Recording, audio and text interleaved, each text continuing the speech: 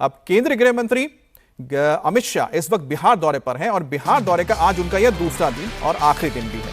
अमित शाह आज समस्तीपुर के सरियागंज के अररिया के फारबिसगंज और बीजेपी कार्यकर्ताओं के बीच मौजूद रहेंगे और उनके बीच संवाद करेंगे। आज सबसे पहले अमित शाह समस्तीपुर के सरायरंजन इलाके में जाएंगे और उसके बाद दरभंगा के मुजफ्फरपुर, सीतामढ़ी और शिवहर के बीजेपी कार्यकर्ताओं के साथ बैठक करके फीडबैक लेंगे, उन्हें जीत का मंत्र देंगे और इसके बाद शाह अररिया के फारबिसगंज जाएंगे जहां पर भागलपुर, सहरसा, पूर्णिया बीजेपी के कार्यकर्ताओं के बीच संवाद करेंगे। तो कुल मिलाकर वो दो बड़े इलाकों को आज साधेंगे और अपने कार्यकर्ताओं को जीत का मंत्र देंगे। इससे पहले कल अमित शाह ने पटना में बीजेपी दफ्तर में बीजेपी के बड़े नेताओं के साथ भी बैठक की थी, जिसमें विधानसभा चुनाव में जीत का मंत्र दिया था। आपको बता दें कि अमित शाह बिहार के एक एक सीट का खुद फीडबैक ले रहे हैं। आज कुल 64 सीटों का फीडबैक लेंगे और पहले सरायरंजन में समस्तीपुर की 10 सीट, दरभंगा की 10 सीट और मुजफ्फरपुर की 11 सीट, सीतामढ़ी की 8 सीट, शिवहर की 1 सीट और इसके बाद फारबिसगंज में अररिया की 6 सीट, सहरसा की 4 सीट, पूर्णिया की 7 सीट और भागलपुर की 7 सीट है, जिसके बारे में फीडबैक लेंगे।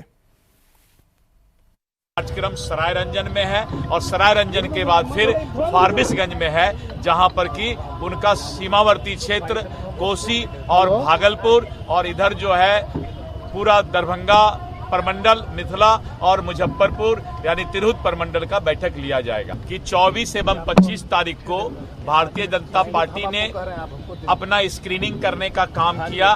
जिस सीट पर हम चुनाव लड़ते हैं और हमारे जो सिटिंग विधायक हैं, उन सब चीजों पर हम लोगों ने विस्तृत चर्चा किया है और वो रिपोर्ट हम अब हमारे चुनाव प्रभारी और हमारे संगठन महामंत्री जी को सौंपेंगे। और हैदराबाद वाले भाईजान आजकल बिहार के सीमांचल में न्याय यात्रा निकाल रहे हैं। एआईएमआईएम चीफ ओवैसी की सीमांचल न्याय यात्रा का आज चौथा और आखिरी दिन है। ओवैसी आज 4 विधानसभा सीटों को कवर करेंगे। किशनगंज, डांगरा, बलरामपुर, बरसोई और बिगोर में जनसभा को संबोधित करेंगे। चुनाव से पहले ओवैसी ने एक सीट पर अपने उम्मीदवार के नाम का भी ऐलान कर दिया है। एआईएमआईएम ने सीमांचल की बैसी विधानसभा सीट से गुलाम सरवर को अपना उम्मीदवार बनाया है। ओवैसी की पार्टी ने पिछली बार सीमांचल की 24 में से 14 सीटों पर अपने उम्मीदवार उतारे थे, जिसमें से 5 पर जीत भी हासिल की थी, लेकिन बाद में एमआईएम के 4 विधायक लालू और तेजस्वी की पार्टी यानी कि आरजेडी में शामिल हो गए। ओवैसी का कहना है कि इसके बावजूद अपमान का घूंट पीकर वो आरजेडी से गठबंधन करने के लिए तैयार हैं और इसके लिए चिट्ठी भी लिखे हैं ताकि कोई उन पर वोट काटने का आरोप ना लगा सके। ये बिहार के जो अपॉलिटिकल कई लोग हैं जो ये गलतफहमी का शिकार थे कि असदुद्दीन ओवैसी अलायंस नहीं चाहता है, पर्सनली मुझ पर एलिगेशन लगाया गया।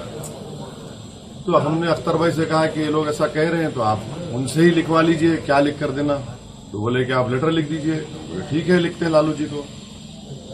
फिर उसके बाद लेटर लिख दिए। फिर बाद में उनके फर्जन ने कहा कि हमको नहीं मिला। हमको ताज्जुब हुआ क्योंकि पार्टी के फाउंडर वो हैं। उन्होंने कहा ठीक है, उनको भी लिख दीजिए। तो लिख दिया।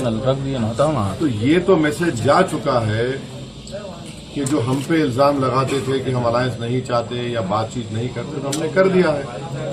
अब इनके ऊपर है मुनस्सिर, वो अपनी पार्टी का फैसला वो लेंगे, हम अपनी पार्टी का फैसला हम लेंगे।